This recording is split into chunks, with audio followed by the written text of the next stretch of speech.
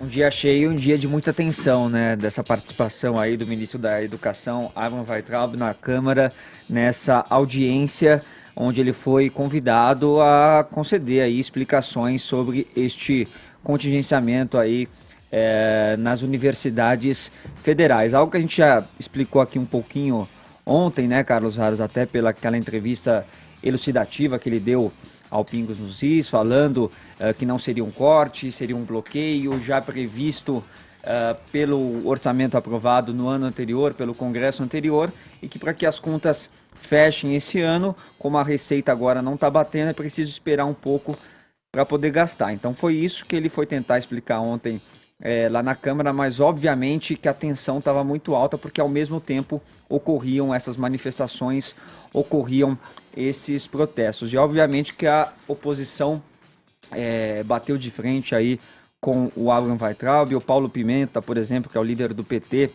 na casa chamou o ministro de covarde, e a deputada Jandira Fegali, do PCdoB do Rio de Janeiro, que é líder da minoria, também acusou o Weintraub de pregar que é preciso dar bala na cabeça de comunistas. E aí ela se apresentou como uma comunista e dizendo se era isso mesmo que o ministro falava, afirmava em outras ocasiões, e o ministro respondeu.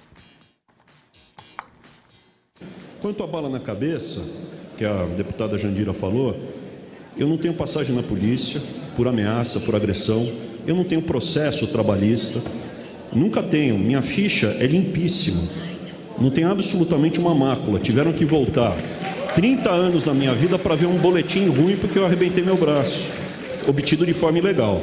Eu só queria falar uma coisa: bala na cabeça, quem prega, não é esse lado aqui. Tá, então o ministro Abraham Weintraub respondendo a Jandira Fegali. Ele respondeu também uma série de outros deputados. Teve um episódio lá com a Tabata Amaral também, que questionou, assim como ela fazia com o Ricardo Vélez, a Tabata, que é muito engajada nesse tema da educação, questionando aspectos técnicos, que se explique aspectos técnicos, que não, por exemplo, falar que as universidades promovem balbúrdia, e o ministro diz que já fez palestras no Senado, na própria Câmara, explicando ali o porquê desse contingenciamento, o porquê de algumas medidas, e disse que também convidou a Tabata para uma reunião em 3 oportunidades e ela recusou. Depois a Tabata foi ao Twitter e disse que esse convite não aconteceu.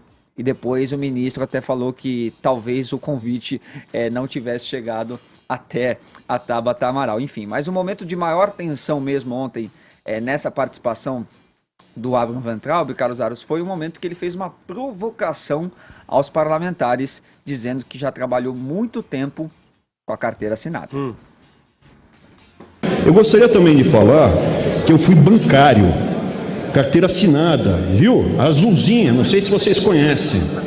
Trabalhei muito, pagava imposto sindical, para valer, viu? Trabalhei muito, eu recebi o ticketzinho. E tem mais uma coisa, Quem ligou para o dono do Santander? Presidente, eu peço, quem ligou para o dono do Santander na Espanha para pedir a cabeça de uma bancária colega minha, porque ela ousou falar que se a Dilma fosse eleita, o dólar ia subir e a bolsa ia cair, foi o Lula, que hoje está na cadeia. Ele ligou para o Butim e falou o seguinte: Butim, manda ela embora.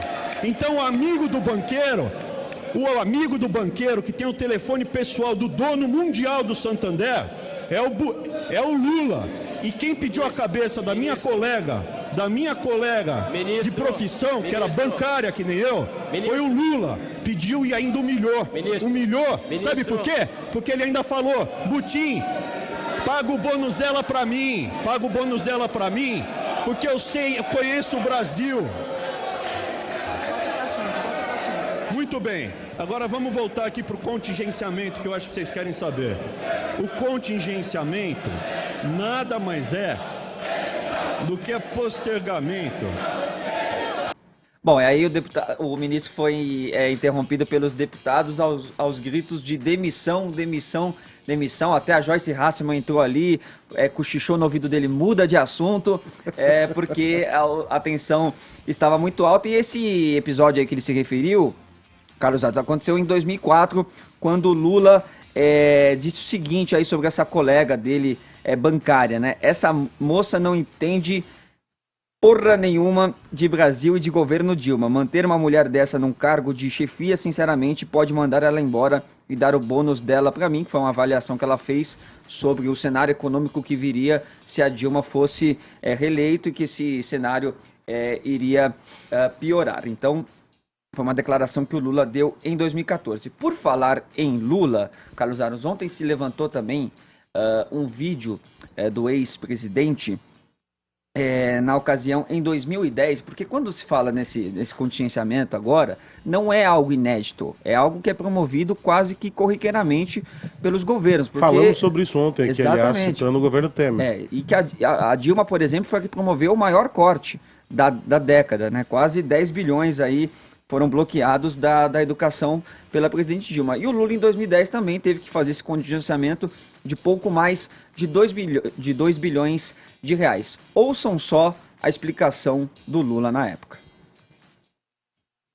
Obviamente que os ministros sabem perfeitamente bem que quando você faz o orçamento, a proposta do orçamento aprovada na Câmara, ela está subordinada tanto ao crescimento de mais arrecadação ou ao decréscimo da arrecadação. Nós trabalhamos com a possibilidade de que vai melhorar a arrecadação e melhorando a arrecadação a gente vai repor a possibilidade dos ministérios gastarem todo o dinheiro que foram disponibilizados. É mais ou menos o que o Abraham está tentando explicar agora, né, Carlos Aros? Mas qual que é o problema? Como que essa história veio logo de cara? Com aquela história das universidades, das 3 universidades que não tinham desempenho acadêmico positivo, e também a história da balbúrdia.